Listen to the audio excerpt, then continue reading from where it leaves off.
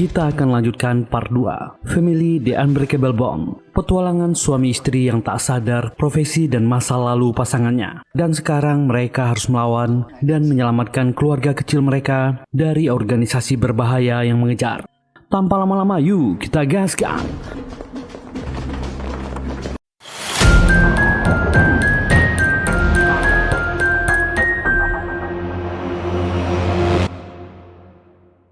Di sebuah kamar, kepala Oh sedang tidur. Oh Chunryun terbangun dari mimpi buruknya tentang masa lalunya.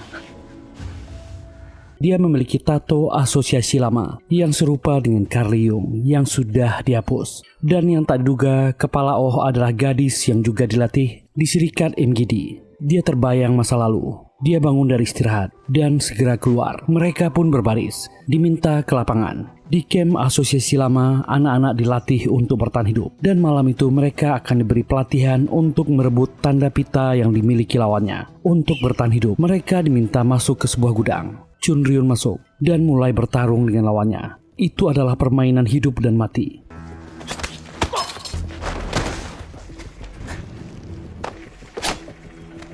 Chunryun merebut pita lawannya, masuk lebih dalam dan membokong lawannya yang kedua, menghajarnya dan merebut pitanya.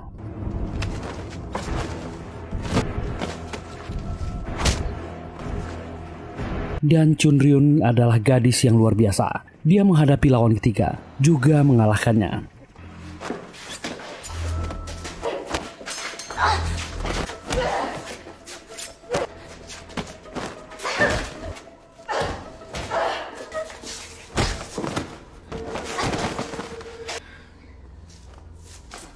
Dan tiba-tiba dia diserang dari belakang. Dan mereka memulai dengan pisau.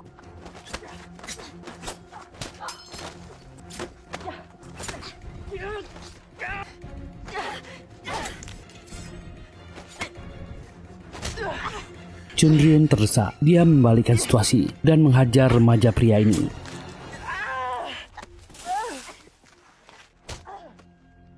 Itulah kejadian Yura waktu dibawa Taegu pertama kali memasuki camp MGD. Chunryun berteriak karena kemenangannya. Dan Yura kaget melihatnya. Dan inilah salah satu pemimpin MGD, Warrior. Dia memuji Chunryun. Anak yang mendapatkan banyak tanda pita akan mendapatkan kemudahan. Semua anak dikumpulkan di lapangan untuk berfoto bersama. Dan Taegu melihat Chunryun. Dan Yura kecil juga melihat gadis ini. Kembali ke masa sekarang, Yura masuk ke ruangan Taegu dan langsung menyerangnya. Lalu menutup pintu. Mereka bertarung.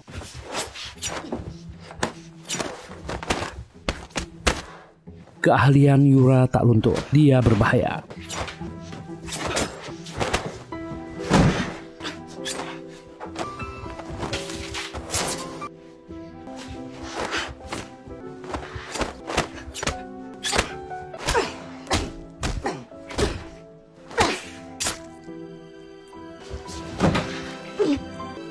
Dan Yura mendesak Taegu. Taegu bertanya,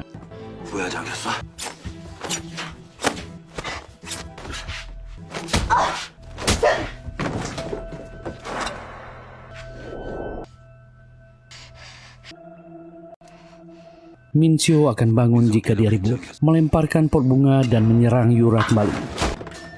Taegu menganggap Yura masih ceroboh seperti dulu. Itu adalah kelemahannya. Dan kembali Yura dihajar. Yura menangis. Kenapa dia masih lemah? Kenapa dia tak sanggup menghadapi rekannya ini? Taegu memberi Yura sebuah kartu nama. Dia memerintahkannya untuk menghabisi Ma Yeonrim. Dia adalah instruktur mereka dulu, Butterfly. Yura menolaknya. Dia berjanji akan pergi jika dia menghabisi Wolfie. Dia tak menepati ucapannya. Taegu tak peduli. Dia akan menyakiti keluarganya jika dia menolak misi ini. Memberi waktu 2 hari untuk menyelesaikannya. Yura sangat frustasi. Dia sudah tak mau lagi berhubungan dengan masa lalu kelam hidupnya. Dia menangis. Tapi dia terpaksa karena tak ingin kehilangan keluarganya yang berharga. Inilah orang yang ditemui Dohun dengan buru-buru. Ma Yeonrim. Yeonrim atau Butterfly menunjukkan sebuah foto memberitahu masa lalu Oh Chunryun yang berhubungan dengan asosiasi lama MGD. Dia adalah anak yang paling berbakat di camp. Semua misi diselesaikannya. Dohun bingung. Dia pernah bercerita ayahnya misionaris dan meninggalkan ayahnya waktu kecil. karena dipaksa ayahnya sekolah. Setelah dia kembali, ayahnya telah meninggal. Yeonrim membantahnya. Dialah yang mengarang cerita itu untuk Kepala Oh. Ternyata dia memakai cerita itu terus. Terserah Do-hun percaya atau tidak. Dia hanya ingin Do-hun membantunya untuk mengembalikan putri dan cucunya yang diawasi Kepala Oh. Do-hun segera mengambil kesimpulan dan tak menyangka inilah masa lalu Oh Chun-ryun. Kepala Oh tahu apa sebenarnya yang terjadi, tapi dia tak pernah membongkarnya. Do-hun menyimpan foto itu dan pergi dari sana. Kakek Won-su sedang bersiap untuk liburannya. Yura membantunya mengemas barang dan mengantarnya hingga ke taksi. Sementara itu Do-hun membantu Min-seo mengemas barang-barangnya untuk liburan ke Pulau Jeju bersama adiknya Ji-hun dan Mirim. Do-hun masih heran kenapa Yura tiba-tiba meminta Min-seo ikut liburan. Walau heran, Do-hun mengikuti keinginan istrinya. Ji-hun dan Mirim menjemput Min-seo dan Do-hun mengantarnya ke mobil. Do-hun sangat cerewet soal anaknya. Kirim terus foto anaknya dan jaga dia. Belikan apa yang dia inginkan. Yura juga ikut mengantar, meminta suaminya diam. Dan Min-seo memeluk ibu dan ayahnya. Yura akan ke kafenya. Dia akan mengurus pesanan. Do-hun memeluk istrinya, memintanya banyak istirahat. Dia juga akan ke kantor karena banyak urusan. Sementara itu di dalam perjalanan, Ji-hun dan Mirim meminta supir untuk membatalkan perjalanan mereka ke bandara. Mereka sudah punya tujuan lain. Min-seo juga ikut dalam rencana paman dan bibinya ini. Sementara itu Yura mulai menyusun rencana untuk misi yang diberikan Taegu. Dia melihat kartu nama itu dan mencari data tentang bekas instrukturnya dulu ini. Yura mengingat kembali semua kemampuan teknisnya. Dia tak pernah menyangka akan kembali menjadi sniper. Dia menghitung dan mengkalkulasi semua kemungkinan. Yura adalah sniper dengan kemampuan memori yang luar biasa. Yeonrim keluar dari sebuah toko dan Yura sudah di belakangnya, memantau dan mengikutinya. Juga mencari lokasi yang cocok untuk misinya ini. Sementara di kantor cabang NIS, Kepala Oh akan keluar kantor dan Do-hun sudah di depan kantornya. Do-hun tiba-tiba memotret selfie dirinya dan pura-pura mengobrol banyak topik lain dengannya dan kembali dia memotret. Kepala Oh kesal dan pergi dari sana. Ternyata Do-hun ingin mengidentifikasi wajahnya dibandingkan dengan foto yang diberikan Ma Yeonrim padanya. Dan dia menelpon temannya, seorang agen di Amerika yang bernama James, untuk men-tracing wajah Kepala Oh dan mengirimkan kedua foto itu untuk diperiksa. Do-hun pun mulai mengikuti kemana Kepala Oh pergi. Dan itu adalah safe house NIS. Kepala Oh bertemu dengan Sedo. Gadis ini melaporkan temuannya, pistol dan senjata yang orang-orang ini gunakan. Mereka tak punya identitas. Kepala Oh pun menginterogasi agen MGD yang mereka tangkap. Orang ini tak mau bicara. Kepala Oh tahu dia diancam untuk melakukan misinya. Keluarganya pasti disendera. NIS menawarkan bantuan melindungi keluarganya dan identitas bersih untuknya. Juga uang untuknya agar tinggal di luar negeri. Syaratnya dia harus bersaksi di pengadilan. Tapi agen ini menolak. Dia tak bisa mengambil risiko. Kepala Oh masih punya cara. Dia memperlihatkan tato asosiasi lamanya. Agen ini terkejut saat tahu siapa Kepala Oh sebenarnya, orang lama organisasinya, dan agen ini memberitahu Kepala Oh. Kepala Oh jadi tahu soal nama Ju Taegu yang menjadi pengawas MGD. Dia menelpon bawahannya, cari semua info tentangnya, dan ternyata Taegu juga sedang mengawasi Kepala Oh. Kepala Oh pergi ke supermarket, membeli kebutuhan untuk anak dan cucu Ma Yeonrim. Do-hun masih mengikutinya, mengabari Yeonrim kalau anak dan cucunya aman. Dan dia tetap mengikuti Kepala Oh, kemanapun dia pergi. Do-hun akhirnya mendapatkan kabar soal hasil kecocokan foto. Rekannya James di luar negeri memberitahu, Kepala Oh adalah salah satu anak di foto itu. Dipastikan dia adalah bekas anggota serikat MGD. Wajah, tekstur, dan tulangnya semuanya cocok. James menawarkan Do-hun untuk memeriksa apakah ada anak lain yang masih hidup. Do-hun menerima tawarannya. Dan Do-hun terus mengikuti kemana wanita ini pergi. Bahkan saat Kepala Oh berlatih kendo, Do-hun sudah di sana. Dia melihatnya, dan kembali dia menerima telepon dari James. Total anak yang meninggal dari foto yang dia kirimkan adalah 15 orang. Jika dibandingkan dengan foto grup ini, ada 3 anak yang menghilang. Selain Kepala Oh, ada 2 orang lagi. Dan besar kemungkinan itu adalah Yura dan Taegu. Do-hun menduga di mana keberadaan 2 anak itu. Dia belum sadar salah satunya adalah istrinya. Yura mendapat telepon dari Ji-hun. Mereka sedang senang-senang di Pulau Jeju, tapi ternyata mereka berbohong. Ji-hun dan Mirim membatalkan liburan mereka. untuk membeli barang yang mereka inginkan dari hasil refund. Itu uang dan keuntungan yang banyak. Mereka tinggal di rumah ayahnya untuk sementara waktu dan bersembunyi. Karena kebetulan kakek Wongsu juga sedang liburan, Mincio terpaksa mengikuti rencana mereka. Karena Bonsyok gebetannya di TK berjanji akan datang, tapi ternyata Bonsyok tak jadi datang. Mincio ingin pergi ke rumahnya. Ji-hoon dan Mirim panik melihat Mincio yang ingin kabur. Kalau sampai ada yang melihatnya, mereka pasti ketahuan. Ji-hoon dan Mirim menghentikan bocil ini, tapi Mincio sangat sulit dibujuk. Ji-hoon tak kehilangan akal. Dia berjanji kalau paman Taegu akan bermain dengannya. Mendengar nama Taegu, Mincio pun diam dan setuju. Dan Ji-hoon pun menghubungi Taegu. Taegu tak mengangkat teleponnya. Ji-hoon mengirimkan pesan darurat soal Mincio. Taegu terganggu dengan pesan itu, tapi dia jadi kepikiran. Rencananya dia akan mengabaikannya, tapi dia jadi kepikiran. Sementara Do-hoon meminta bantuan Chairi untuk mencari keberadaan dua anak itu, tapi Chairi menolak. Chairi lebih memilih untuk perawatannya hari ini. Dia sudah punya jadwal. Ternyata pemilik toko nail art itu juga seorang informan. Dia sudah mendapatkan informasi soal orang-orang yang kemungkinan bernama Taegu yang menjadi pengawas MGD. Dia memberikan dokumen. Chairi melihatnya, dan dia menemukan Taegu yang pernah bertemu dengannya di bandara. Chairi sejak awal sudah curiga dengan orang ini, dan dia pun pergi menemui Kepala Oh untuk memberitahu soal dokumen itu, dan menceritakan soal Taegu yang dia temui di bandara. Dia yakin ada sesuatu yang mencurigakan dari orang itu, terutama selo yang dia bawa. Beratnya berbeda, dan tiba-tiba Do-hoon datang ke sana. Kepala Oh memilih untuk pergi saat Do-hoon tiba. Dia lebih baik menghindar daripada ditanyai. Apalagi mereka sedang menyelidiki kasus penting. Do-hoon sudah menduga Kepala Oh akan pergi. Chairi bertanya, kenapa Do-hoon tahu dia di sini? Do-hoon mencandainya. Dia memasang pelacak pada dirinya. Dan Do-hoon memberitahu Chairi, ada dua anak di foto itu yang masih hidup. Dia kembali membujuk wanita ini, mencari tahu soal mereka. Chairi kaget mendengarnya. Taegu ternyata benaran datang ke rumah kakek Wonsu. Dia tak habis pikir bisa di sana. Menuruti permintaan Ji-hoon. Di sana mereka bermain dan menghabiskan waktu bersama.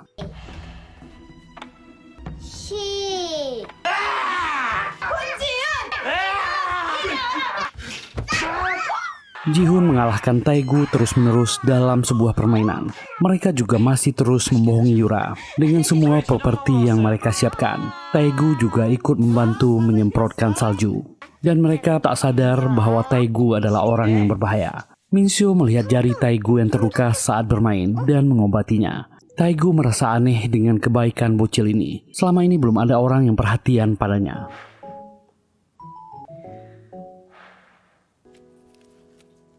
Kepala Oh mengikuti saran Chairi, mencari soal Taegu lebih dulu, mendatangi hotel tempat dia menginap, dan menemukan sebuah ponsel di sana. Sebuah panggilan masuk ke ponsel itu suara Taegu. Dia telah mengamati Kepala Oh yang menyelinap ke kamarnya. Dia telah menunggu kedatangan Kepala Oh, dan ternyata dia jugalah yang mengirim foto-foto anak-anak asosiasi lama pada Kepala Oh. Dia juga tahu soal identitasnya, yang dulu dipanggil Win. Kepala Oh kaget, itu panggilan yang sudah lama tak didengarnya. Taegu lalu menutup telepon itu dan pergi dari rumah itu. Kepala Oh ingat dengan anak laki-laki yang satu camp dengannya dulu. Anak dengan tatapan dingin. Dia tak ingin berlama-lama di sana dan memeriksa selo yang dibicarakan Chairi. Di dalamnya banyak dokumen dan dia melihat bom. Segera menutupnya. Dia belum sempat mengambil dokumen itu. Saat kotak dibuka, isinya sudah hancur berantakan. Kepala Oh semakin penasaran siapa orang ini sebenarnya. Malam itu Mirim mengangkat telepon dari Do-hoon. Mirim yang sangat mengantuk lupa mengubah latar belakang properti tempat itu. Background terjatuh dan Do-hoon tahu kalau Mirim dan Ji-hoon telah membohonginya. Mirim mencoba membangunkan Ji-hoon meminta bantuan, tapi suaminya tak kunjung bangun. Mirim menutup telepon dan Do-hoon sangat marah. Do-hoon menelpon kembali, tapi tak diangkat. Do-hoon sangat murka karena adiknya sudah membohonginya. Dia berteriak marah. Kepala Oh mendapatkan panggilan dari atasannya yang memerintahkan untuk tak melakukan apapun saat ini. Tunda semua aktivitas. Kepala Oh tak terima, tapi atasannya tetap bersikeras agar Kepala Oh tak melakukan apapun. Ma Yeonrim kembali ke tokonya dan sadar ada orang yang telah menyelinap masuk ke tokonya, dan ternyata itu Yura. Dan Yeonrim sudah menduga siapa gadis ini. Di meja sudah ada pistol dan peluru. Yura memberikan peluru itu dengan logo yang dia kenal. Yeonrim menebak Yura adalah salah satu anak di kamp pelatihan dulu. Yura adalah anak didik favorit balet yang mewarisi semua kemampuannya. Yeonrim sudah menduga kalau Yura melakukan semua ini karena terancam. Yura membenarkannya dan meminta maaf. Dia ingin agar instruktur butterfly pergi jauh. Ma Yeonrim mengerti maksud baiknya dan dia meminta mereka untuk melakukan tugas masing-masing. Dia sudah tak punya penyesalan. Setelah Yura pergi, Kepala Oh mengirim pesan ke Ma Yeonrim dan memintanya pergi keluar kota. Keadaan sedang sangat kacau. Banyak intervensi dari atas. Ma Yeonrim setuju jika Kepala Oh mengizinkannya untuk melihat cucu dan anaknya. Sementara itu, Chairi pun mendatangi Dohun dan memberitahu kalau anak yang dia cari di foto sama dengan yang dicari oleh Kepala Oh. Tapi yang wanita tak bisa dilacak, sedangkan anak laki-laki itu mungkin bernama Taegu. Kepala Oh mengatakan dia adalah asasin dari Serikat Imgidi. Hanya itu informasi yang dia punya. Dohun kaget dengan nama itu. Apakah itu hanya kebetulan? Dan Dohun pergi ke rumah ayahnya. Dia sudah menunggu di mobil. Jihun keluar rumah. Dohun menunjuknya keluar dari mobil. Dia sangat geram dan ingin menghajarnya. Mereka pun terlibat kejar-kejaran. Yura kembali ke rumahnya setelah menemui Ma Yeonrim dan dia menghubungi mertuanya. Yura merasa lebih baik setelah bicara dengan mertuanya. Dohun membawa Minso kembali ke rumah. Mereka berdua menunggu Yura kembali. Dohun takut kalau Yura akan memarahi mereka dan bingung bagaimana menjelaskan pada istrinya. Dohun menanyai Minso soal Paman Taegu. Minso hanya menjawab polos kalau Paman Taegu orang yang baik. Dan Yura tiba. Mereka pun masuk ke rumah. Yura tak kaget mendengar cerita suaminya. Iparnya dan Mirim telah membohongi mereka. Mereka pun melanjutkan makan malam dan waktu keluarga bersama. Dan tiba-tiba Dohun mendapatkan sebuah pesan yang membuatnya kaget. Itu perintah dari Direktur NIS. Dia ditugaskan untuk menghabisi Ma Yeonrim. Dohun mencoba tenang dan melanjutkan aktivitas dengan keluarganya. Malam pun semakin larut. Yura sangat khawatir dengan keluarganya. Apa yang harus dia lakukan? Dia memandang wajah suaminya yang sedang tidur dan melihat Minseo yang sedang tidur nyenyak di kamarnya. Dia sangat tak ingin keluarganya terancam. Keesokan harinya Dohun pergi ke kantor dan dia kembali menanyai Kepala Oh soal apa yang dia sembunyikan darinya. Tapi Kepala Oh tetap menolak bicara. Dohun tak memaksanya. Dan Kepala Oh menjemput Ma Yeonrim dengan mobil untuk membawanya bertemu dengan anak dan cucunya. Kepala Oh bicara dia sudah memberitahu anak Yeonrim soal alasannya meninggalkan anaknya dan semua latar belakangnya. Kyungjin anaknya menjaga jarak untuk membantu ibunya. Kepala Oh berpesan padanya untuk tetap hati-hati dan tunggu panggilan darinya. Sebelum turun, Ma Yeonrim memberitahu orang yang menghabisi Wolfie bukanlah Balet, melainkan nomor 27, salah satu anak di camp. Kepala Oh mengingat anak itu, tapi dia tak tahu di mana anak itu sekarang dan bagaimana rupanya. Dan dia ingat ketika wanita itu berselisih dengannya dan masuk ke kamar hotel.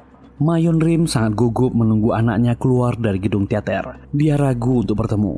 Mungkin dia hanya akan melihat dari kejauhan. Dan Dohun sudah bersiap dengan senapan snipernya dari sebuah atap gedung. Dohun memantau pergerakan Ma Yeonrim. Dia sempat ragu-ragu. Orang-orang keluar dari teater. Yeonrim melihat anaknya yang sedang menelpon dan tembakan terdengar.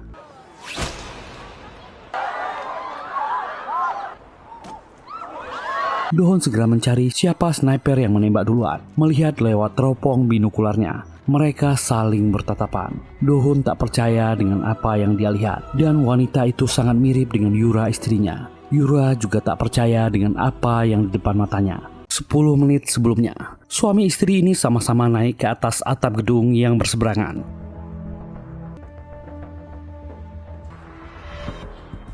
Mereka sama-sama menyiapkan senapan sniper mereka.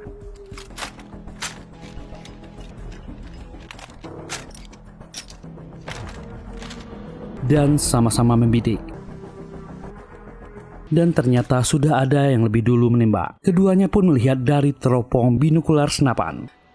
Keduanya sama-sama kaget. Dohun tak sepenuhnya yakin dengan apa yang dia lihat. Sniper yang menghabisi Yonrim memakai penutup wajah, tapi dia terlihat seperti Yura. Dia ragu dan shock, dan Yura juga panik. Kenapa suaminya di sana? Apa dia juga seorang sniper? Orang-orang di bawah sangat panik melihat ada yang jatuh, termasuk anaknya Kyungjin. Heran kenapa orang heboh. Dia melihatnya, ternyata itu ibunya, dan orang-orang menghubungi 911. Dohun kembali mengintip, orang itu sudah menghilang, dan dia segera bergerak. Yura buru-buru mengemasi senjatanya, berpacu dengan waktu.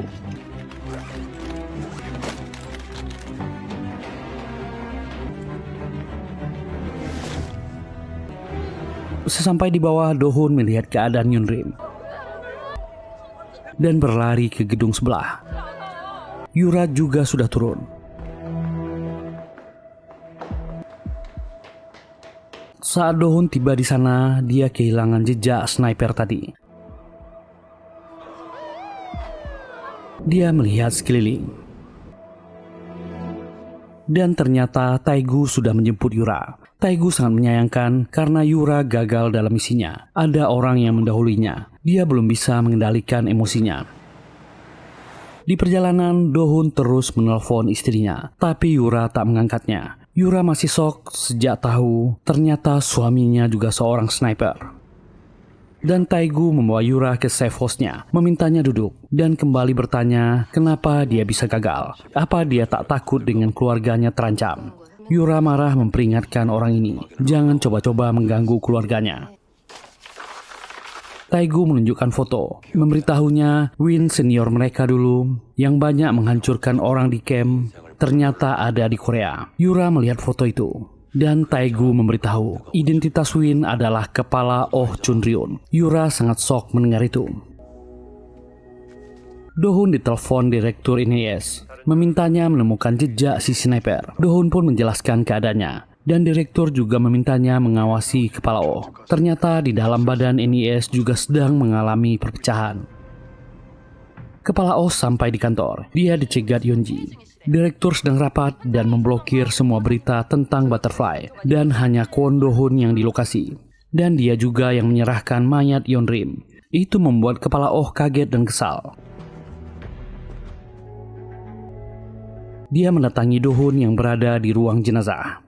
Kepala Oh memarahi Do-hun dan bertanya apa dia terlibat di kasus Ma Yonrim. Do-hun tak pernah melapor padanya. Do-hun cuma diam. Dia balik bertanya kepada kepala Oh, siapa dirinya. Dia telah mengetahui banyak hal soal latar belakangnya dan semua cerita yang dia karang. Semuanya berasal dari wanita yang meninggal ini. Banyak hal yang mengganggunya. Siapa dia sebenarnya?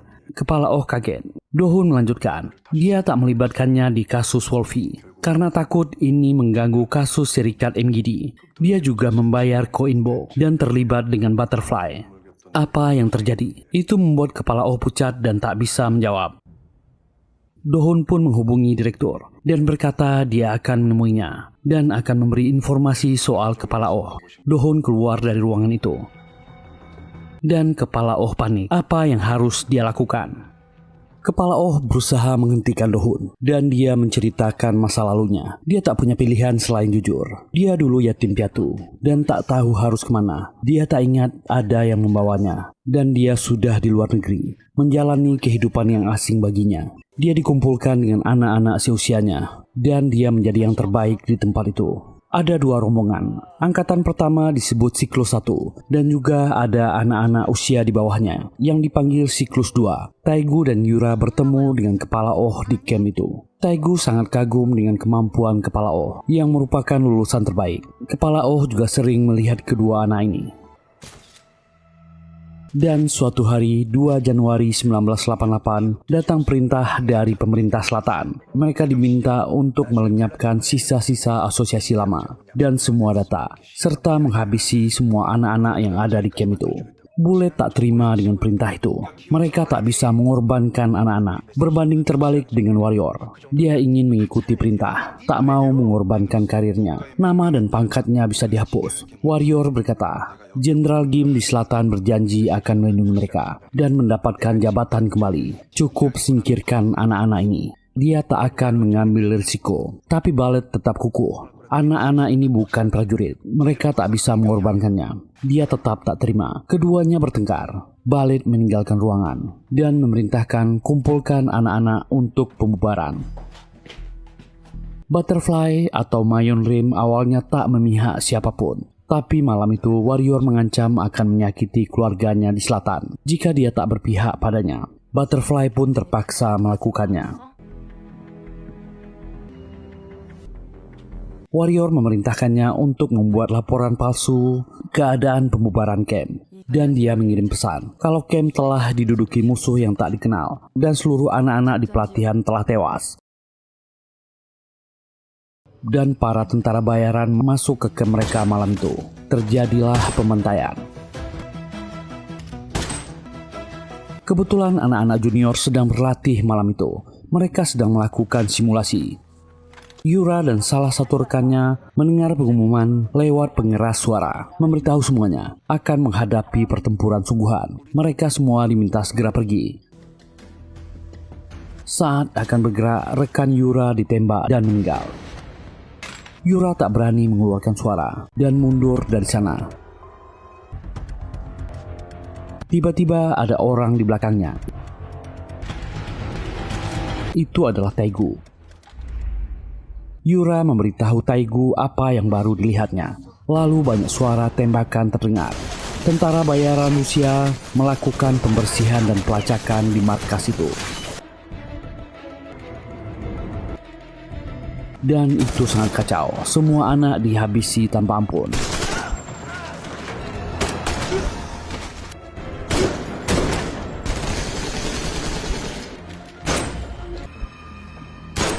Yura dan Taegu berusaha untuk bertahan. Kepala Oh juga ditugaskan dalam misi itu juga bingung. Sesama rekan Siklus 1 saling menghabisi. Lalu dari HT yang dia temukan, mereka diperintahkan untuk menghabisi setiap musuh yang terlihat. Kepala Oh tak bisa mengikuti perintah itu. Dia juga bingung apa yang harus dia lakukan. Semua orang di camp saling menghabisi satu sama lain. Bahkan rekan-rekannya dari Siklus 1. Banyak mayat berserakan. Baleth yang sedang berada di luar mencoba menghubungi orang-orang di markas, tapi tak ada jawaban. Tentara bayaran Rusia mencari targetnya dan menembaki lampu listrik.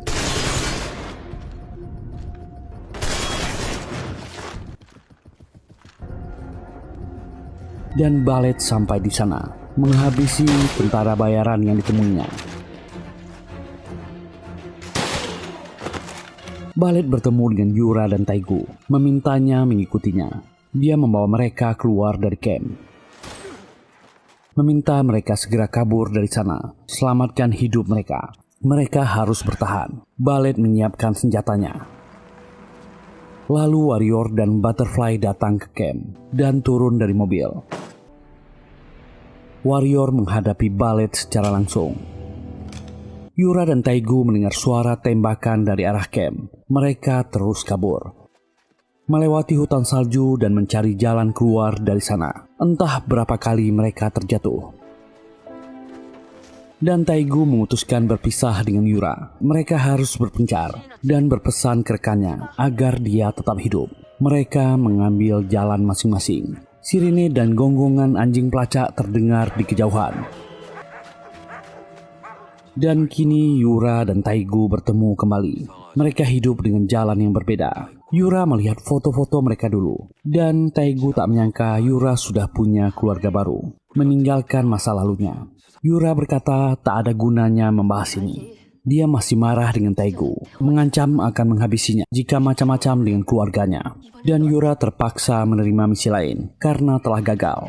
Taegu memerintahkan Yura menghabisi kepala Oh, jangan sampai gagal. Dan tentang siapa yang menghabisi Butterfly, Taegu memberikan Yura sebuah dokumen yang berisi informasi soal Dohun suaminya. Lihatlah siapa dia. Mereka pasangan yang menarik. Taegu diam dan menantikan kehancuran hubungan mereka. Dan Yura pergi dari sana. Setelah Yura pergi, Mincio mengirimkan pesan pada paman Taegu. Dia ingin bermain dengannya. Taegu tak tahu bagaimana cara merespon pesan itu. Dia merasa terganggu. Sementara itu, Kepala Oh tahu kalau asosiasi telah menghabisi Ma Yonrin atas perintah dari Jenderal Mo Tai-il, salah satu petinggi militer.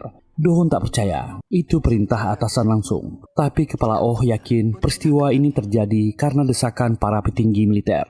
Dia meminta Do-hun untuk percaya padanya. Tujuannya sebenarnya hanya ingin menebus dosanya atas anak-anak di camp itu. Dan untuk sekarang, Do-hun akan percaya padanya. Dia akan menyelidiki ini. Dan kemungkinan Kepala Oh sedang diawasi oleh direktur. Do-hun akan membatalkan niatnya memberitahu direktur soal masa lalu Kepala Oh. Dan dia meminta Kepala Oh memberitahunya semua informasi tentang asosiasi agar dia bisa menyusun rencana. Kepala Oh berkata dia memberitahu ini agar Do-hun bisa melindungi keluarganya. Do-hun berterima kasih dan pergi. Dia sangat penasaran siapa istrinya dan apa masa lalunya. Apa itu benar-benar Yura? Apa yang telah dia lewatkan? Sementara Yura tetap tak mau menjawab telepon dari Do-hun. Dia berpikir keras apa keputusan yang akan diambil. Pikirannya semakin rumit. Ingat kejadian semalam dan memandang dokumen yang diberikan Taegu. Sementara itu Do-hun pergi memeriksa tempat atap gedung Yura membidik Ma Yonrin. Do-hun baru sadar, tembakan itu bukan berasal dari sini. Berarti ada orang lain yang juga menembak Ma Yonrin. Chairi mengirimkan sebuah dokumen tentang data asosiasi atas perintah Kepala Oh. Dokumen itu berisi tentang data tersangka. Do-hun menemukan data Taegu di sana dan memastikan orang ini dari serikat MGD. Membuatnya semakin curiga siapa istrinya. Hari pun sudah malam. Yura sudah membaca semua dokumen tentang suaminya dan Do-hun adalah agen elit selatan NIS. Dia bahkan bingung untuk menjawab telepon Min-seo anaknya. Yura tak bisa menutupi kesedihannya dan menangis saat menjawab telepon. Khawatir dengan keadaan ibunya, Min-seo meminta ibunya pulang. Dia menunggu. Yura mencoba untuk tenang dan memikirkan langkah apa yang akan mereka ambil. Sementara Taegu masih terus mendapatkan pesan dari Min-seo. Dia sempat tersenyum karena Min-seo terus memujuknya. Min-seo menagih janjinya yang akan bermain dengannya.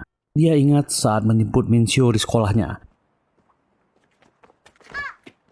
Min-seo marah padanya karena berjalan terlalu cepat dan meminta Taegu menggendongnya. Sepanjang jalan, Min-seo terus meminta paman Taegu menyanyikan sebuah lagu. Taegu hanya bisa menyanyikan lagu ulang tahun. Itu satu-satunya lagu yang dia tahu. Lamunannya buyar saat Taegu hendak menjawab pesan Min-seo. Atasannya di MGD menghubunginya. Itu membuat Taegu sadar dia bukan datang ke Korea untuk main-main. Taegu berjanji akan membereskan target mereka sesegera mungkin. Target mereka tinggal 2 orang lagi. Siapa satu lagi? Di sebuah atap parkiran gedung, seorang pria bertemu dengan seseorang. Wajahnya tak terlihat. Dia memberi laporan tentang Gang Yura. Orang ini tak menyangka nomor 27 masih hidup. Dia meminta pria ini mengamati Taegu dan ikuti kemana dia pergi. Kepala Oh masih menyimpan ponsel yang dia temukan di hotel Taegu dan tiba-tiba teleponnya masuk. Suara di seberang menyapanya Win. Malam itu Kepala Oh bertemu langsung dengan Taegu di sebuah kafe. Taegu tak menyangka mereka akan bertemu lagi. Tak mudah menemukannya. Dia bersembunyi dengan baik. Kepala Oh berkata dia tak akan bisa melukainya. Taegu ingin mendengar kata maaf dari Kepala Oh. Dia telah banyak menghabisi anak-anak di camp. Dia sama saja dengan Butterfly. Kepala Oh berkata dia tak perlu menjelaskannya. Dia sedang membuka kasus itu dan akan mengaku bersalah jika tugasnya telah selesai. Dia sudah menduga Taegu sekarang bekerja untuk Jenderal Mo Tai-il, menanyakan di mana dia. Taegu tak mau menjawab, tak menyangka Kepala Oh bisa menebaknya. Dia berdiri lalu berkata, bersiaplah membayar dosanya. Sebelum pamit, Taegu memberitahu, dia adalah target selanjutnya yang akan dihabisi oleh nomor 27. Oh Chunryun kaget, dia tak tahu siapa nomor 27. Dan tak lama Yura juga datang ke sana. Kepala Oh tak menduga Yura mengajaknya bertemu. Yura memberitahu soal keresahannya tentang pekerjaan suaminya. Dan dia baru sadar pekerjaan suaminya sangat unik. Kepala Oh agak kaget. Apa yang wanita ini tahu? Yura takut kalau pekerjaan Do-hun akan berdampak pada keluarganya. Yura meminta Kepala Oh menjaga suaminya dari dampak pekerjaannya. karena yang terpenting baginya adalah melindungi keluarganya. Kepala Oh tak mengerti maksud obrolan Yura. Yura bangkit dan sebelum pergi dia berkata, senyum Kepala Oh tak pernah berubah, dulu ataupun sekarang.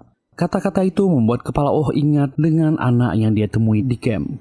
Seorang anak perempuan, apakah ada hubungan dengan Yura? Dan sekali lagi Yura menoleh. Kepala Oh mencerna semua kejadian ini. Apakah ini sesuai dugaannya? Do-hun kembali ke rumahnya dengan perasaan ragu. Dia mencoba menutupi perasaannya dan bersikap seperti biasa. Yura juga berusaha untuk tetap tenang dan bersikap tak terjadi apa-apa. Min-seo datang memeluk ayahnya, tapi keduanya tetap diam. Do-hun banyak merenung bahkan ketika anaknya mengajak bicara. Dia memandangi istrinya. Tanpa sadar Min-seo bicara apa. Itu membuat Min-seo kesal. Kenapa dia tak menyimak? Dia sama saja dengan ibu. Do-hun segera meminta maaf kepada anaknya. Tak lama Ji-hun dan Mirim juga datang ke rumah mereka. Makan malam bersama. Mereka sadar ada yang aneh dengan Yura dan Do-hun. Mereka lebih banyak diam. Ji-hun mengira kakaknya masih marah padanya karena berbohong soal liburan ke Jeju. Ji-hun dan Mirim membujuk keduanya agar tak marah lagi pada mereka. Tapi keduanya tetap diam, tenggelam dalam pikiran masing-masing. Malam itu Min-seo juga tidur dengan mereka dan menceritakan masalah di sekolahnya. Gadis kecil ini sibuk mengoceh. Keduanya memutuskan untuk sama-sama tak menyinggung rahasia besar itu dan memilih diam. Keesokan paginya, Ji-hun sedang memasak sarapan. Do-hun menanyai keberadaan istrinya. Ji-hun menjawab istrinya sudah pergi. Mirim membantu Min-seo bersiap ke sekolah. Dan Ji-hun memberitahu Yura akan pergi menghadiri konsultasi orang tua di sekolah Min-seo. Do-hun pun mendapatkan laporan autopsi Ma Yeon-rim. Dugaannya benar kalau wanita ini dihabisi bukan dari sudut tinggi. Dia pergi dan menginvestigasi lebih lanjut. Do-hun mencari sudut tembaknya dan dia mendapatkannya. Melihat ada CCTV di sana dan dia menduga kalau penembakan ini dilakukan oleh Taegu. Dia juga meminta bantuan Chairi untuk melacak mobil SUV hitam yang dia curigai. Do-hun juga mendapatkan jejak dari mobil itu. Dia berpikir sejenak, memutuskan langkah apa yang akan diambil.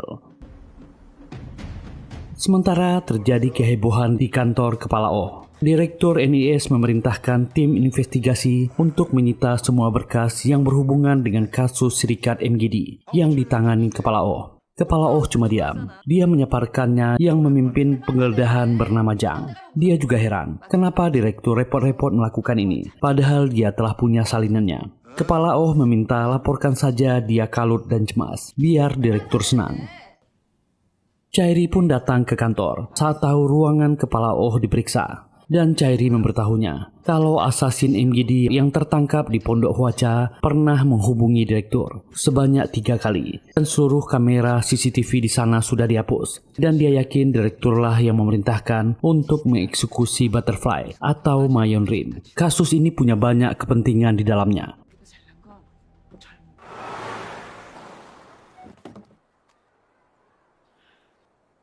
Yura mendatangi sekolah Min-seo untuk menghadiri konsultasi orang tua. Min-seo ingin ikut dengan ibunya menemui wali kelasnya. Dia takut wali kelasnya mengadukannya yang sering nakal. Yura menyuruh Min-seo kembali ke kelasnya. Dia sudah tahu semua tingkah nakal Min-seo di sekolah. Dan Min-seo terpaksa mundur. Saat pintu dibuka, dia kaget melihat suaminya sudah ada di ruangan itu. Yura tak bisa menghindar lagi. Mereka memulai sesi konsultasi. Wali kelasnya melaporkan bagaimana keadaan Min-seo di sekolah. Sesi pun berakhir. Mereka berjalan keluar. Do-hun mencoba bicara dengan Yura. Dan dia bingung bagaimana memulainya. Tapi Yura terus mengalihkan pembicaraan. Yura meminta suaminya untuk ke kantor. Dia akan ke kafenya. Mereka berpisah. Sambil mengemudi, Do-hun melihat istrinya di kaca. Siapa dia sebenarnya?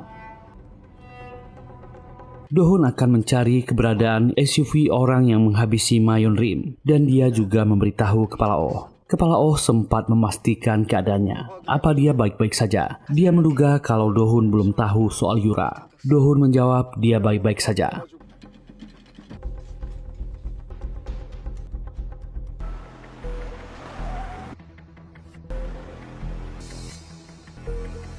Sementara itu Yura kembali ke kafenya dan mengenang semua memori di sana. Yura takut ini adalah saat terakhirnya melihat tempat itu. Dia tak tahu apa yang akan terjadi. Yura memutuskan akan menjalankan sebuah misi. Dan ternyata di hari itu, Taegu lah yang menjemput Mincho sepulang sekolah. Taegu berjanji akan bermain dengannya. Dia meminta Mincho merahasiakannya dari ibunya. Yura sedang membereskan kafenya, dan dia tak bisa menahan air matanya, ingat masa lalunya.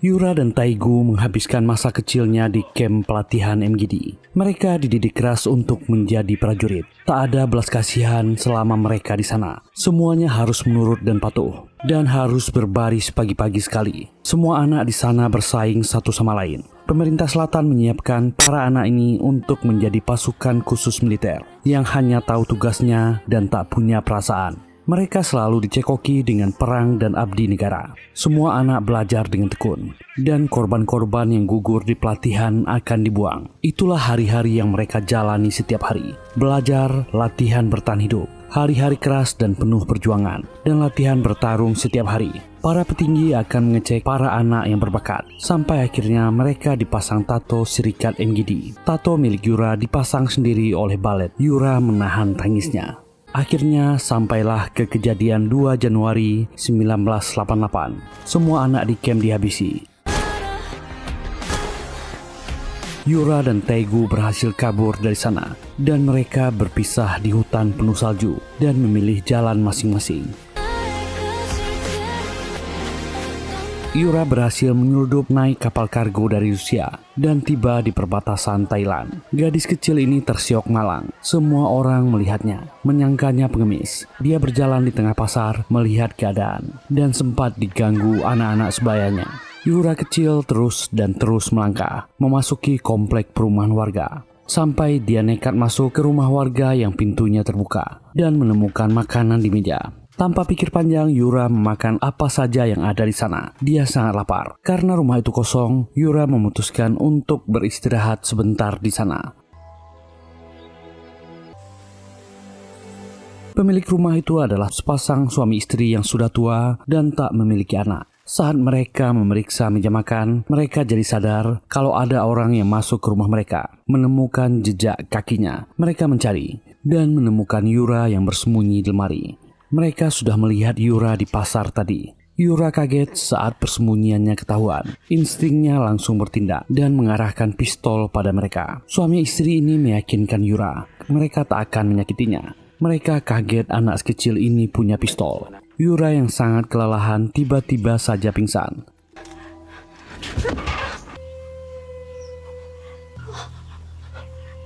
Sejak saat itu mereka membiarkan Yura istirahat di sana dan memberinya makan. Perbedaan bahasa membuat keadaan sulit. Awalnya Yura masih takut pada mereka, tapi senyum kedua orang tua ini sangat ramah. Yura memakan makanannya.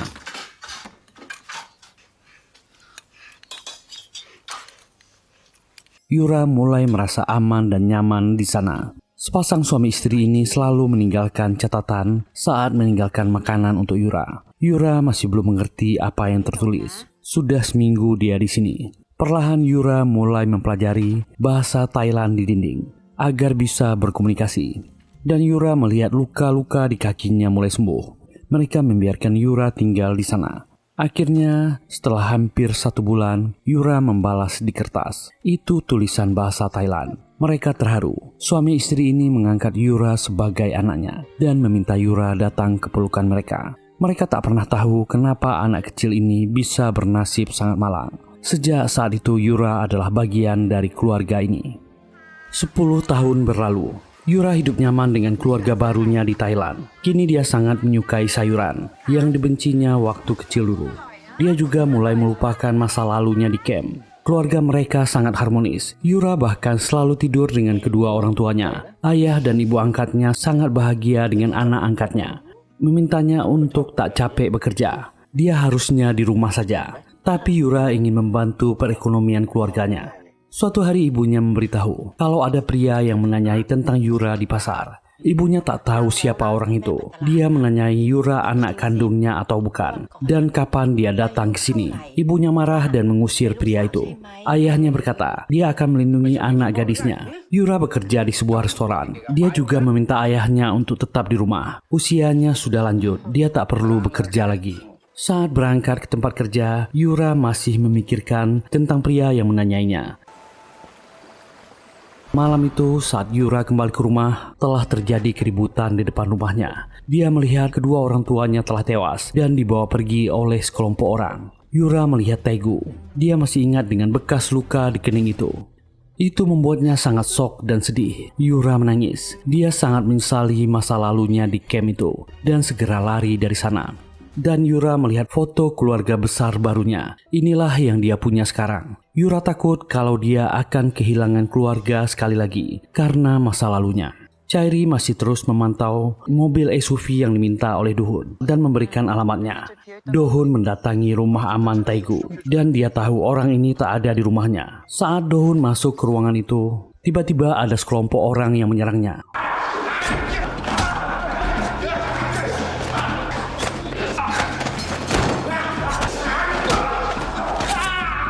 Orang-orang ini juga sedang mencari Taegu. Do-hun menghajar orang ini.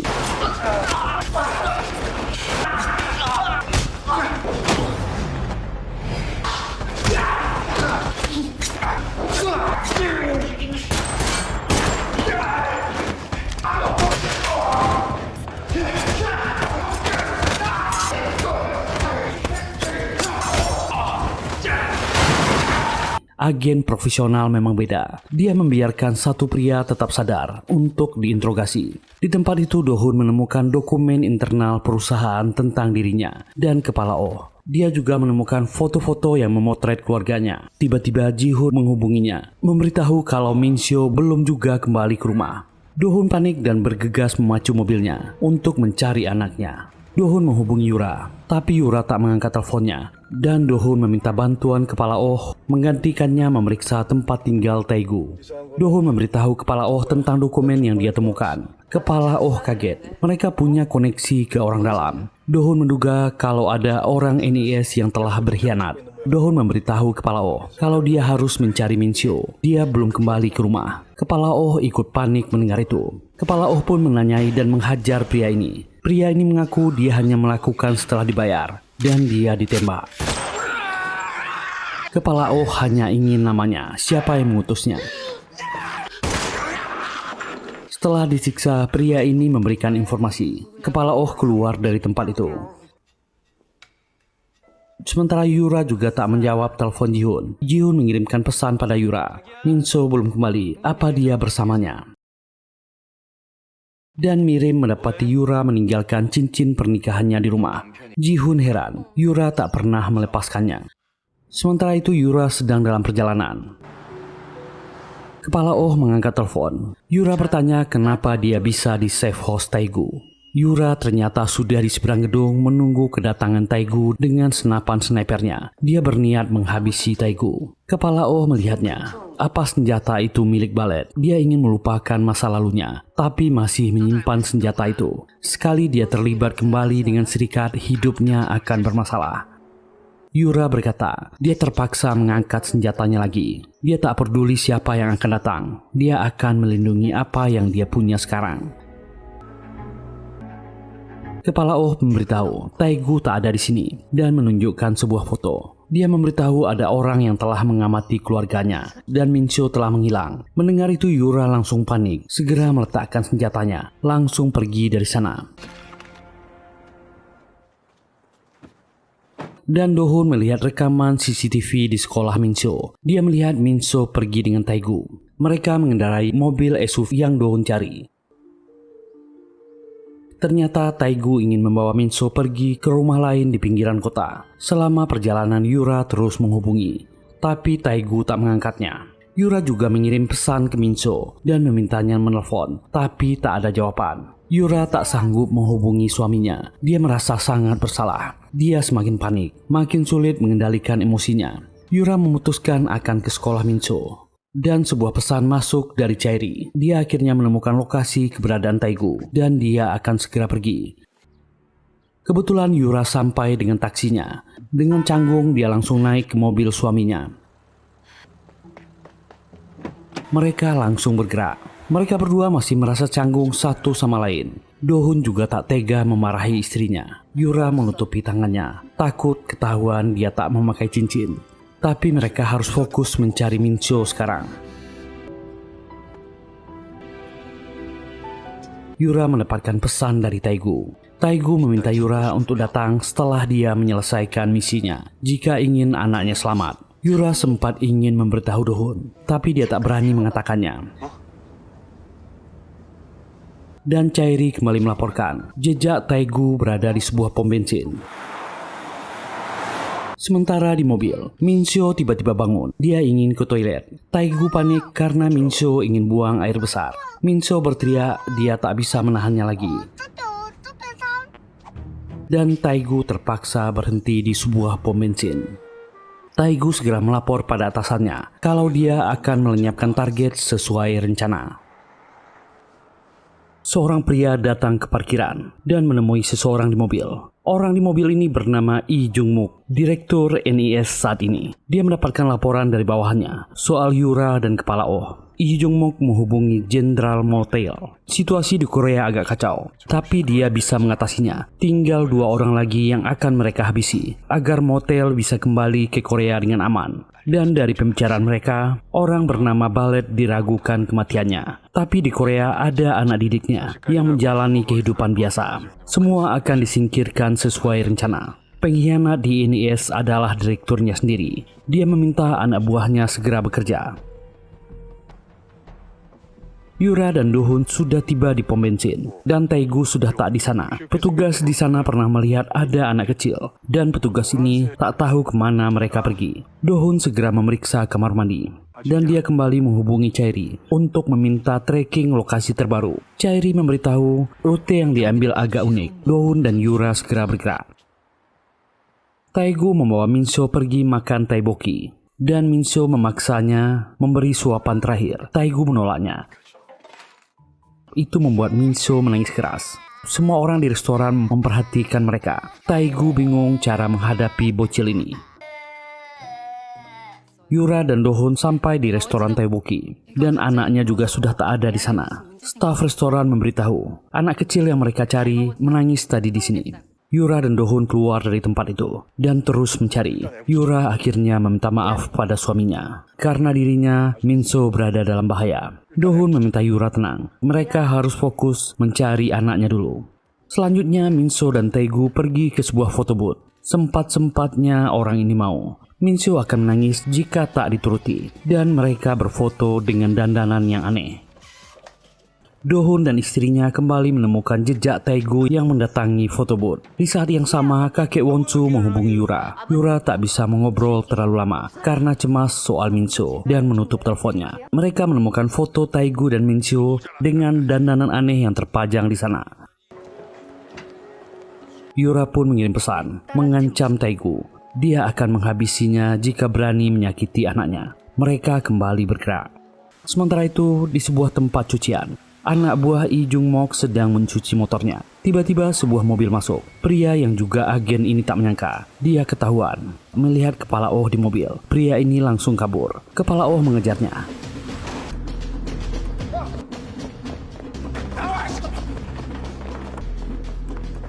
Dan dia sempat kehilangan orang ini.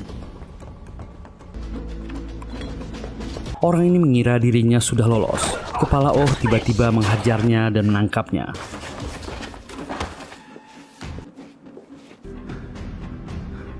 Sementara Taegu dan Min-seo akhirnya tiba di rumah persembunyiannya. Min-seo kagum dengan rumah itu. Taegu membuat alasan agar Min-seo tak menghubungi ibunya. Paman sudah meminta izin. Taegu membiarkan Min-seo bermain di sana. Tapi bocil ini selalu membuat keributan, membuat Taegu pusing. Min-seo terus merengek agar Taegu main dengannya. Taegu berusaha menolak, tapi Min-seo terus membujuknya.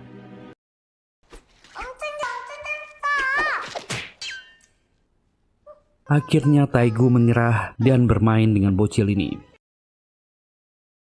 Dan ternyata Taegu pernah berkeluarga dan memiliki anak. Mincio mengingatkan Taegu dengan anaknya.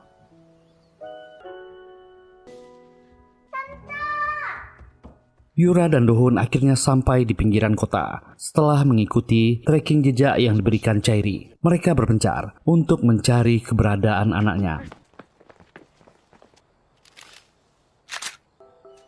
Sementara itu, Taegu dan Mincio menghabiskan waktu bersama di api unggun. Taegu membaca pesan Yura. Akhirnya dia sadar kalau Yura pernah melihatnya saat membawa jasad orang tua angkatnya di Thailand. Mincio bertanya, kenapa ibunya sepertinya membenci paman Taegu. Bocil ini menasihatinya, jangan bertengkar lagi dengan ibunya. Taegu berkata, jika Mincio ketemu ibunya, paman minta maaf padanya.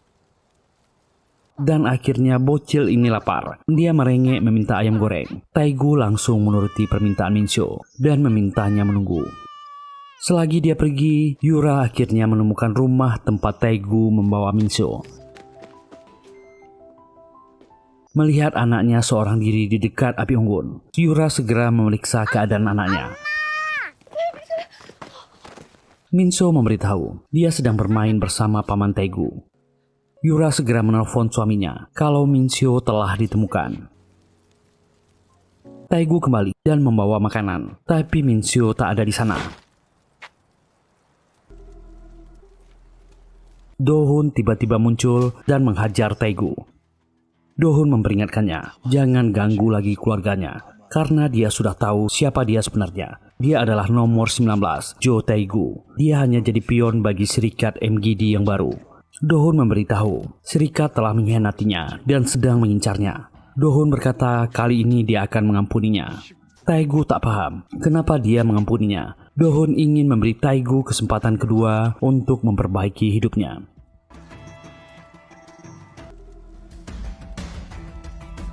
Sementara itu, Kepala Oh sudah meningkap agen suruhan Direktur NIS. Yang dia lakukan hanya menunggu Direktur Jung menghubungi bawahannya. Kepala Oh bertanya, di mana ponsel rahasia itu? Pria ini panik karena Kepala Oh terus mengulur waktu. Dia mengaku Lee Jung Mok selalu menghubunginya pada jam 10 malam. Dan akhirnya orang ini memberitahu di mana HP-nya. Kepala Oh mengambilnya. Tepat pukul 10 malam, Jung Mok menelpon. Kepala Oh mengangkat telepon itu dan meminta bertemu secara langsung agar masalah ini selesai. Sementara Taegu kembali ke safe house-nya, tempat itu sudah berantakan. Atasannya menghubungi Taegu, memastikan misi yang dijalannya. Taegu mengaku kalau dia sempat lalai dan menunda misi. Atasannya memberikan kesempatan kedua untuk menyelesaikan tugasnya. Sementara itu keduanya sudah dalam perjalanan. Mereka hanya diam. Mincio sudah tertidur. Dohun teringat momen saat mereka bertemu dan pacaran dulu. Itu momen-momen manis dan bahagia. Dohun dan Yura menitipkan Mincio pada Jihun di rumah ayahnya. Mereka pun pergi. Selama dalam perjalanan dan tiba di rumah, keduanya diam membisu. Tak tahu bagaimana harus memulai obrolan. Saat masuk rumah, mereka merasakan kejanggalan. Dohun memberi kode, membuka pintu dengan perlahan, dan mereka berdua diserang sekelompok orang. Dan inilah pertama kalinya suami istri ini bertarung bersama. Keduanya bekerja sama dengan baik.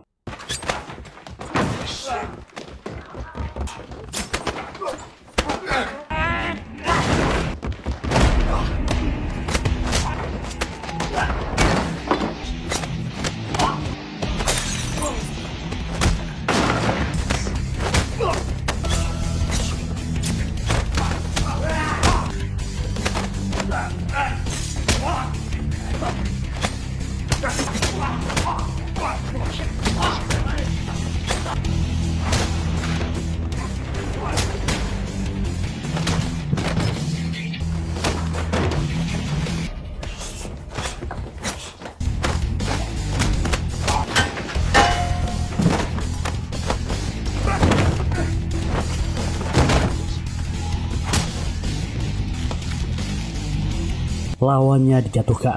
Dohun memeriksa keadaan Yura. Dia baik-baik saja. Dan yang tak disangka kakek Wonsu datang. Dohun dan Yura langsung kelimpungan membereskan kekacauan di rumah mereka.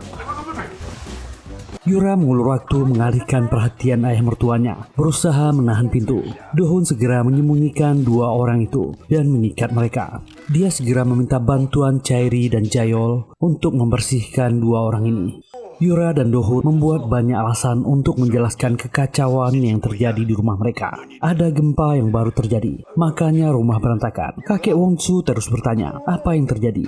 Untunglah Yura bisa mengalihkan perhatiannya. Dohun lupa meletakkan tabungannya dan membuat rumah berantakan ketika mencarinya. Dohun segera mengalihkan pembicaraan. Ternyata Nyonya Bak putus dengan ayahnya, mengajak ayahnya untuk minum soju hingga mabuk dan tertidur. Dan Jayol datang ke sana membantu Dohun membereskan dua orang MGD itu. Dia dan Dohun mengangkat orang-orang ini keluar. Chairi kaget saat melihat Yura juga ikut keluar. Pekerjaan Dohun telah terbongkar. Mereka menduga istrinya telah tahu semuanya. Chairi mengagumi Yura dan memujinya. Dia ingin lebih akrab dengannya. Jika butuh teman bicara, hubungi dia. Dua orang ini dimasukkan ke mobil. Dohun meminta mereka memeriksa apa dua orang ini suruhan Ju Taegu.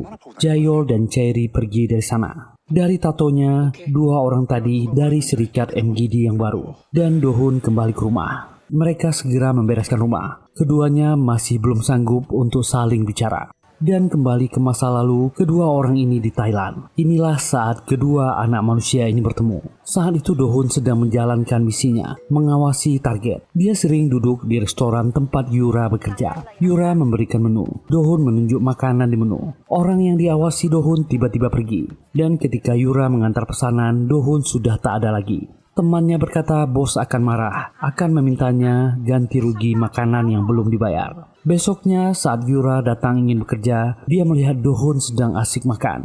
Yura segera meminta bayaran pesanannya kemarin. Dohun dengan cueknya membayar. Saat Yura mengambil kembaliannya, Dohun sudah pergi. Sejak saat itulah Yura penasaran dan sering melihat keluar apa orang kemarin datang lagi. Dan akhirnya Dohun datang.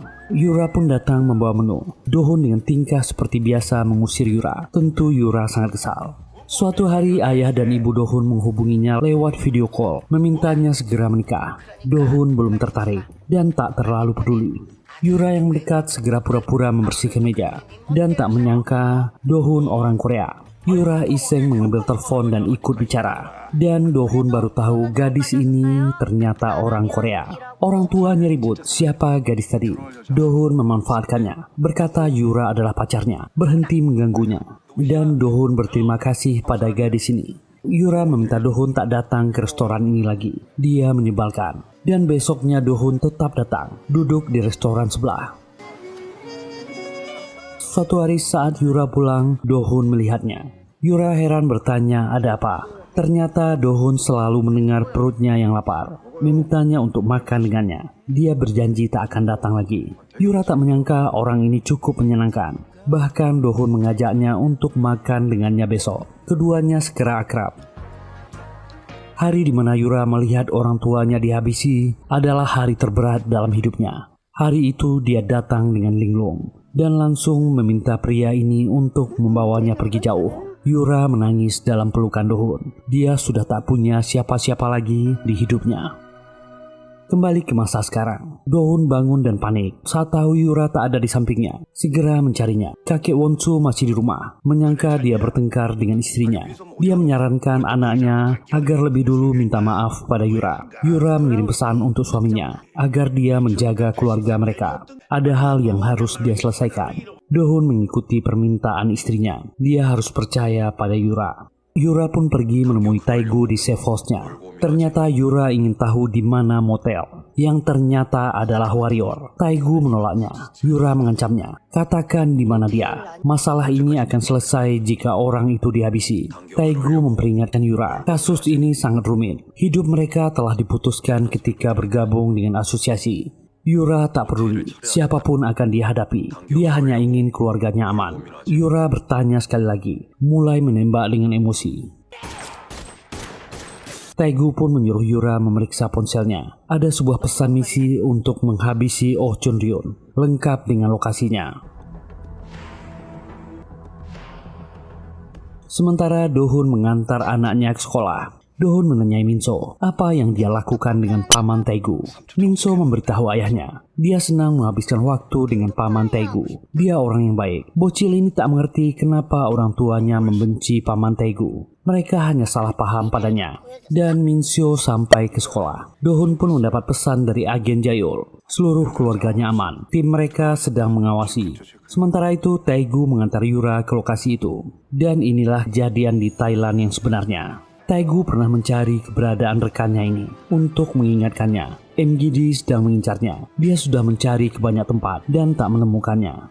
Dan Taegu terlambat. Orang-orang MGD sudah lebih dulu menghabisi orang tuanya. Taegu meminta rekannya mengurus orang tua Yura. Dan dia menawarkan diri untuk menghabisi gadis itu. Dia masih ingin melindungi Yura dan menjauhkan Yura dari kejaran rekan-rekannya. Di hari itulah Yura mengira Taegu yang telah menghabisi orang tua angkatnya.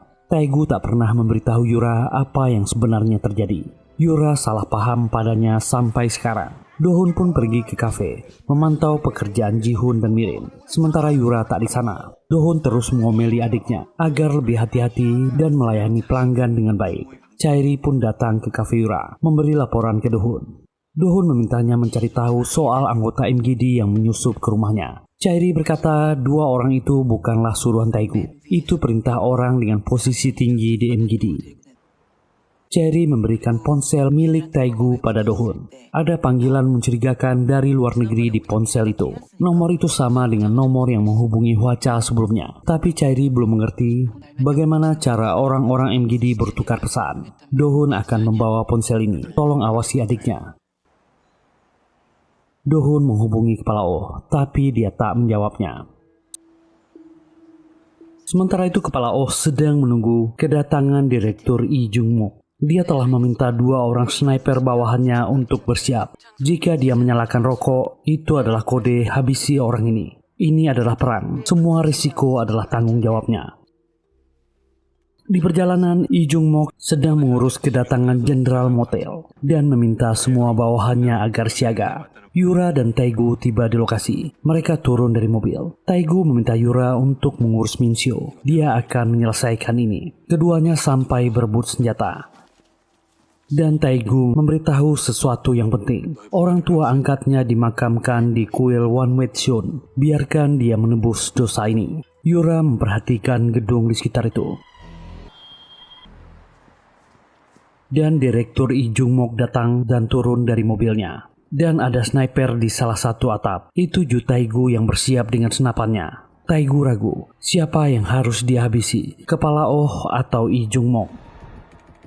Dan inilah yang terjadi. Lee Jung-mook telah tahu latar belakang Kepala Oh. Dia tak menyangka seseorang bekas anggota MGD lama bisa menyusup dan menjadi petinggi di NIS. Orang ini menyebutkan semua keahlian Kepala Oh dan nama kodenya. Oh Chon-ryun menjawab. Dia mengincar semua orang yang terlibat dalam pemusnahan anak-anak di kamp pelatihan yang dibina pemerintah tempo dulu. Dia berencana akan mengungkap ini untuk menghapus dosa masa lalunya. Dan di salah satu atap gedung yang lain, sniper bawahan Kepala Oh sudah dihabisi oleh anggota MGD, bawahan Direktur Jung-mook.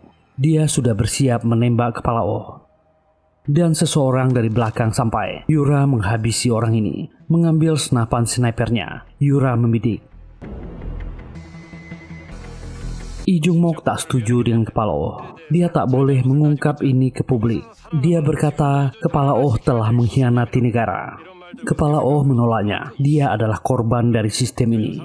Dan orang ini memberikan kode pada bawahannya untuk menghabisi Kepala Oh. Tapi tak ada tembakan. Yura melihat sekeliling. Taegu ternyata sudah dilumpuhkan. Dan Lee Jung-mook kembali memberi kode. Yura panik dan mencari si sniper MGD. Dan menghabisinya. Karena tak ada tembakan, Lee Jung-mook memutuskan menembak Kepala Oh. Beberapa tembakannya mengenai Oh Chon-ryun. Yura segera menembak ke bawah, tapi meleset. Dan orang ini langsung kabur dari sana.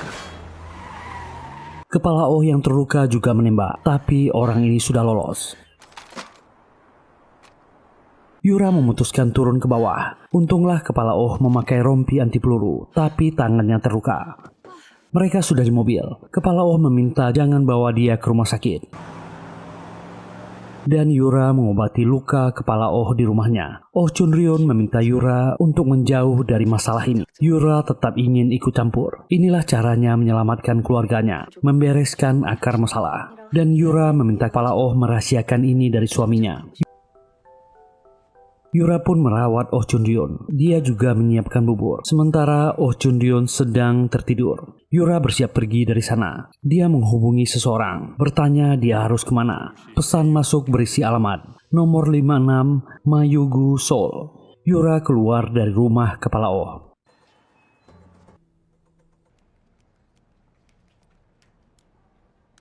Sementara itu di kantor NIS, Do-hoon mengutak-atik ponsel yang Chae-ri berikan padanya. Di dalam ponsel itu, Do-hoon menemukan sebuah kode. Dia meminta Young-ji untuk memecahkan kode ini. Young-ji memberitahunya, kode itu dibuat agar pesan tak bisa dibaca. Ini biasa digunakan Soviet dalam Perang Dunia Kedua. Do-hoon keluar dari kantor, pergi dengan mobilnya. Sebuah pesan masuk ke ponsel itu. Do-hoon meminta bantuan Ma Young-ji untuk membacanya. Isi pesan itu ternyata tentang penjemputan warrior atau Jenderal Motel di Pelabuhan Gajin. Jam 8 malam ini, Do-hoon segera bergerak. Inilah Jenderal Motel, alias warrior. Dia adalah orang yang bertanggung jawab tentang pemusnahan anak-anak di kamp pelatihan lama. Beberapa orang menyebutnya, dan orang ini segera naik ke mobil. Do-hoon sampai di pelabuhan, tapi tak ada siapapun di sana. Dia segera meminta bantuan Young-ji untuk mengamankan rekaman CCTV di sana. Memintanya mencari jejak motel. Do-hoon meminta Young-ji untuk mengecek semua kendaraan yang keluar masuk area pelabuhan. Dan Direktur Jungmok menghubungi motel. Dia melaporkan kalau Taegu telah menghilang. Motel tak terlalu peduli karena dia tahu di mana Taegu berada. Dan Ma Young-ji memberitahu Do-hoon nomor kendaraan yang dinaiki motel. Yura sudah di depan sebuah loket, membukanya dan mengambil senjatanya. Di taksi dia memandangi foto anaknya dan foto anggota keluarganya. Dia tak tahu dia akan selamat atau tidak. Motel mendatangi rumah Taegu dengan dua bawahannya. Orang ini menyiapkan senjatanya. Taegu sudah terluka tembak. Dia baru saja berhasil mengeluarkan pelurunya. Taegu tak menduga kalau Jenderal Motel akan datang ke sini. Mobil Do-hoon pun sampai di luar. Motel mengaku kalau dia tak menyesal dengan pilihan yang diambil. Menghabisi semua anak-anak di camp. Dia melakukan semua itu untuk negara. Taegu tak menyangka dia hanya menjadi pion sampai akhir. Do-hoon menghabisi dua orang pengawal motel di luar. Motel berdiri dan akan menghabisi Taegu dan berkata tugasnya telah selesai. Dan Do-hoon muncul, langsung menyerang motel hingga pingsan.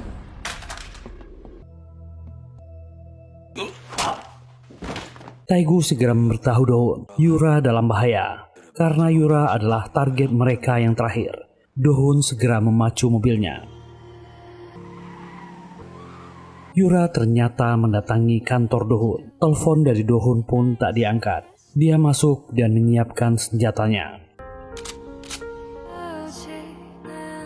Sementara itu di kediaman Oh Chunryun, kepala Oh terbangun dari tidurnya dan akan memakan bubur yang telah disiapkan Yura. Ternyata ada orang yang telah menyelinap ke dalam rumahnya.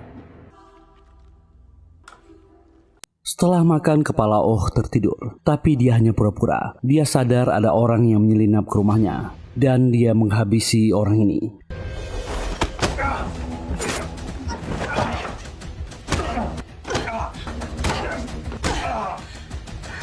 Pria itu adalah agen MGD, dan Ma Young-ji menghubunginya kalau akses intelijen dan kendali IT mereka telah diretas. Oh Chunryun meminta Young-ji memberitahu rekan-rekan yang lain kalau kantor mereka diserang, semuanya harus bersiap. Kepala Oh melarang Young-ji untuk datang ke kantor. Dia bukan agen lapangan. Kepala Oh pun bertanya di mana Do-hoon. Young-ji belum mendapatkan kabar terbaru darinya. Kepala Oh pun bergegas menuju kantornya. Dia mencoba menghubungi Yura, tapi tak aktif. Kembali ke kantor cabang NIS. Yura sudah bersiap dengan senjatanya dan menyerang.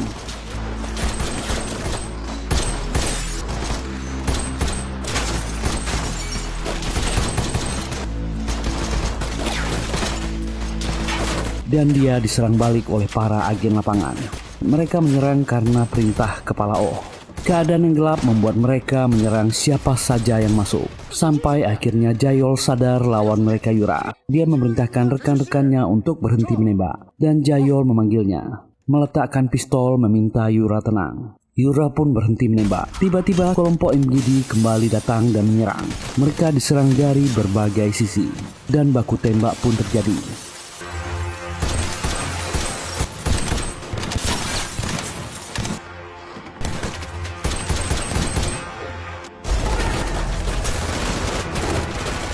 Peluru dan misiu berterbangan. Orang-orang ini menang jumlah, membuat para agen di kantor NIS terdesak.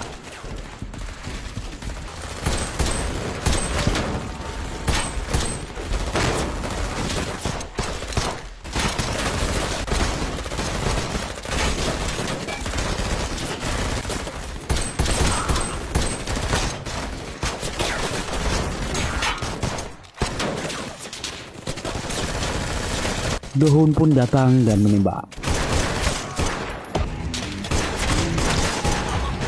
Dia langsung mengecek keadaan istrinya. Mereka diberondong tembakan.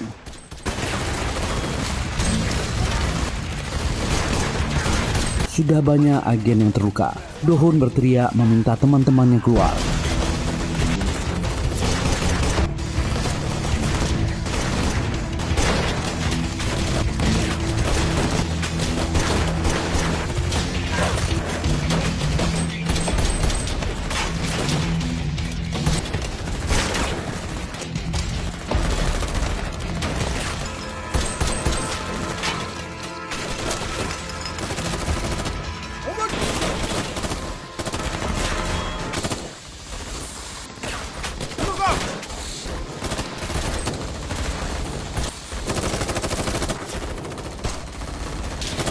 Mereka berlindung ke arah kantor Kepala Oh. Sudah banyak teman mereka yang terluka.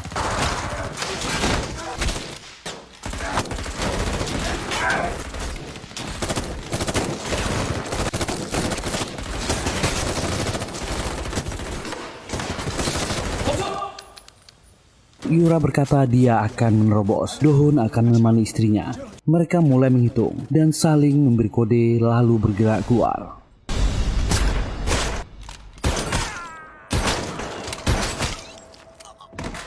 Semua musuh dihabisi. Do-hun tak menyangka istrinya sangat ahli. Kepala Oh yang dalam perjalanan menuju kantor terus berusaha menghubungi Do-hun, tapi tak ada jawaban. Dan Taegu tiba-tiba menghubunginya. Jenderal Motel telah ditangkap. Kepala Oh langsung putar balik dan pergi ke lokasi Taegu.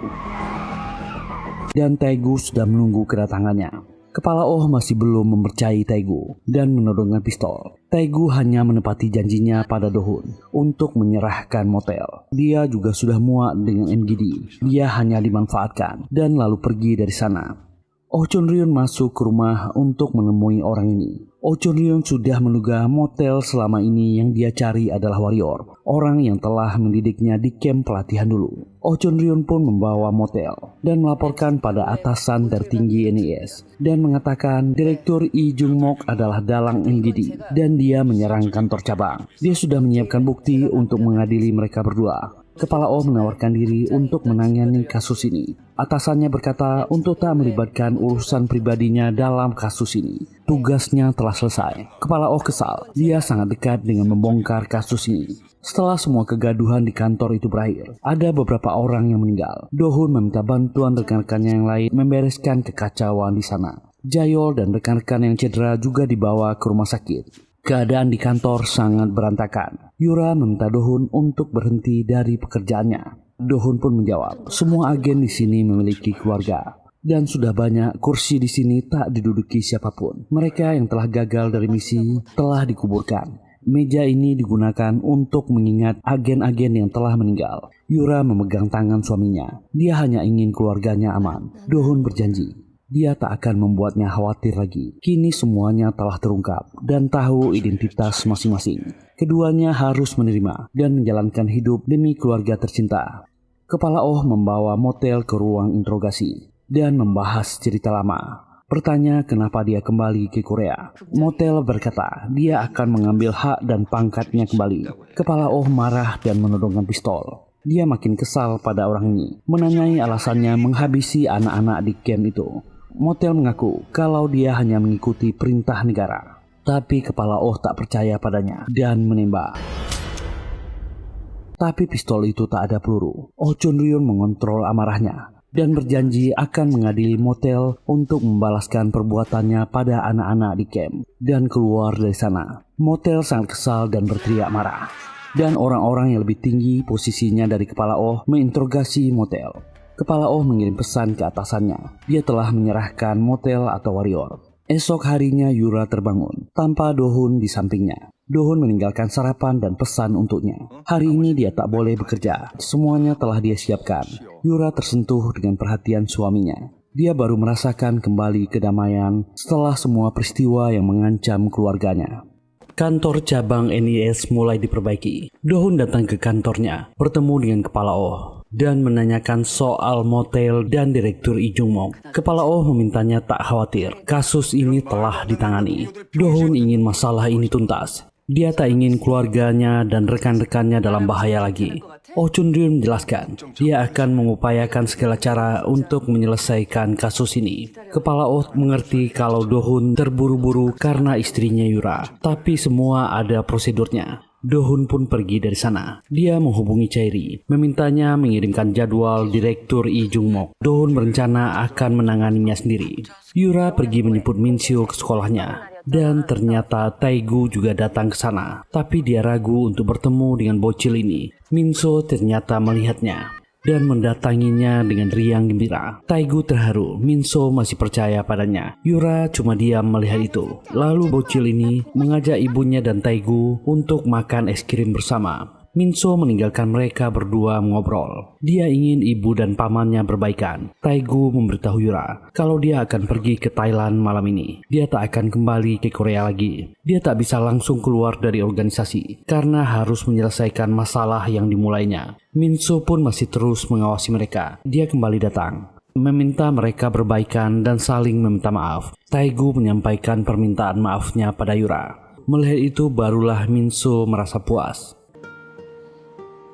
Dan Kepala Oh kembali menghubungi atasannya di NIS untuk meminta update soal Motel. Tapi atasannya tak mengangkat teleponnya. Di ruang interogasi, Motel marah. Kenapa dia masih ditahan? Seorang pria masuk dan Motel langsung memakinya. Di mana Direktur Lee Jung-mok, tapi orang ini langsung menghabisinya.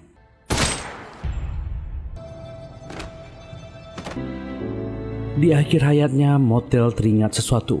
Di masa lalu dia menghadap petinggi militer selatan, Jenderal Kim Jung-go, dan bertanya kapan dia bisa pulang. Orang ini memarahinya. Dia harus sabar dan menunggu saatnya. Dan saat itulah Lee Jung-mok muda berkenalan dengannya. Sementara itu Chae-ri memberitahu Do-hun soal pertemuan penting Lee Jung-mok siang ini. Do-hun bergegas pergi ke sana. Dia sampai dan mempersiapkan senapan snipernya dan membidik. Tapi Direktur Jung-mok yang dia tunggu tak datang-datang. Dan dia diberitahu Chae-ri, semua jadwal Direktur Jung-mok dibatalkan hari ini.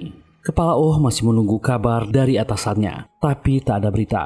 Bawahannya akhirnya melapor kalau Motel telah dihabisi. Kepala Oh akhirnya sadar dia tak bisa menjangkau kasus ini lagi. Sebuah mobil masuk ke parkiran atap gedung. Direktur Jung-mok dihubungi oleh petinggi. Motel telah dihabisi. Dia sudah kalah dari Kepala Oh. Atasannya meminta Lee Jung-mok pergi ke Thailand dan tak boleh membantah. Orang ini terdiam. Dia terpaksa menurut. Kepala Oh pun menghubungi Do-hun. Direktur Jung-mok dibebas tugaskan dan akan keluar negeri. Dan Motel telah dihabisi. Seseorang yang lebih tinggi menutup kasus ini. Tak ada yang bisa mereka lakukan. Do-hun yang masih geram tak terima. Kepala Oh berkata, mungkin masih ada yang bisa mereka lakukan. Direktur Jung-mok pasti pergi lewat rute penyeludupan. Dan Do-hun langsung pergi dari sana.